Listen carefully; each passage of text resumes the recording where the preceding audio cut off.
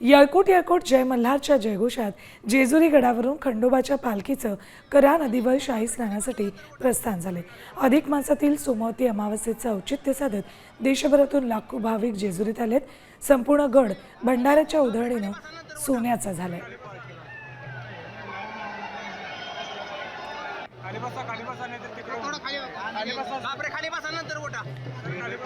सोमवती अमावस्येला नेहमीच जेजुरी गडावर गर्दी होत असते, मात्र अधिक मासातल्या सोमवती अमावस्येला विशेष महत्त्व आहे। त्यामुळे देशभरातले भाविक गडावर दाखल झालेले आहेत।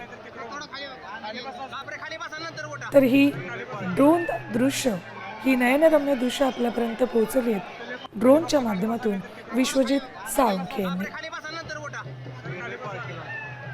या आलूट गर्दीचा आणि पालखी सोहळ्याचा विशेष आढावा घेतलाय आमचे प्रतिनिधी मंगेश कचरे यांनी। अखंड महाराष्ट्राचे कुलदैवत असलेल्या जेजुरी गडावर आज सोमवती अमावस्या उत्सव साजरा होत आहे। आपण या ठिकाणी पाहू शकता, या ठिकाणी करा स्नानासाठी पालखीचे प्रस्थान होत आहे। या ठिकाणी हा शाही सोहळा पाहण्यासाठी राज्यभरातून नव्हे तर परराज्यातून देखील लाखो भाविकांनी या ठिकाणी गर्दी केलेली आहे। काही वेळापूर्वीच या ठिकाणी पालखीचे प्रस्थान झालेलं आहे। या ठिकाणी आपण पाहू शकता, या ठिकाणी मुक्तपणे अशी भंडाऱ्याची उधळण होत आहे।